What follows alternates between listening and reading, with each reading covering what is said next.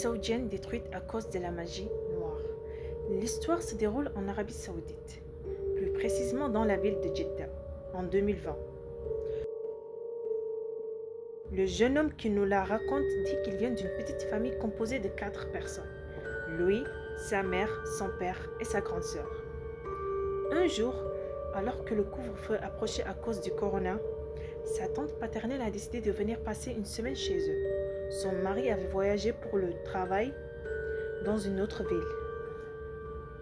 Les 2 premiers jours se sont passés normalement, rien d'étrange à signaler, mais tout a basculé à partir du 3e jour. Ce jour-là, la tante a cuisiné le dîner. Toute la famille a mangé ensemble, comme d'habitude. Mais c'est à ce moment-là que tout a commencé.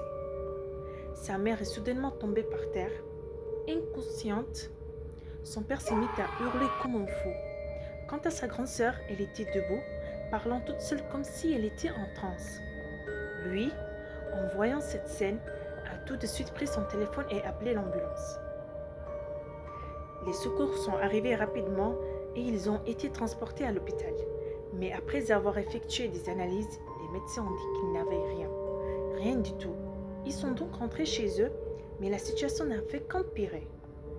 La tante, elle était assise dans le salon à les observer dans cet état et elle riait. Après 2 semaines dans cet enfer, elle est enfin repartie chez elle. Mais son départ n'a pas mis fin au malheur. Bien au contraire, les choses ont empiré. La grande sœur ne parlait plus du tout, comme si sa langue avait été coupée. Quant à la mère, elle s'est enfermée dans sa chambre, la porte toujours fermée à clé. À chaque fois que le père essayait d'entrer, elle criait « Je ne veux plus te voir, je veux divorcer, je te déteste ». Pourtant, avant l'arrivée de la tante, leur relation était pleine d'amour. Le père, dévasté, a alors décidé d'aller voir l'imam de la mosquée. Celui-ci a accepté de venir lire sur les membres de la famille. Il a commencé par la grande sœur. Pendant la lecture, un djinn a parlé à travers elle. Il a avoué que c'était bien la tante qui avait fait de la magie noire contre eux et que son objectif était de détruire le couple car elle était jalouse de la mère.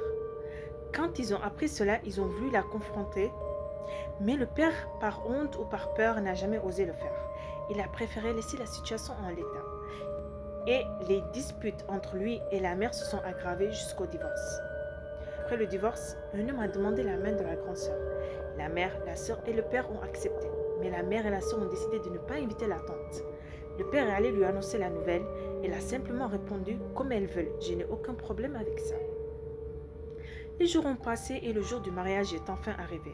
Mais juste après la sortie de la salle de fête, la grande sœur et son mari ont eu un accident. Ils sont morts sur le coup. À l'annonce de ces tragédies, la mère a fait une crise cardiaque et elle est décédée aussi. Aujourd'hui, après les enterrements, je suis seule. Mon père ne m'a pas contacté depuis 2 ans. Je ne sais même pas où il est. Tout cela nous est arrivé à cause de ma tante parce que nous l'avons honorée, accueillie chez nous et en retour, elle nous a trahis et détruits.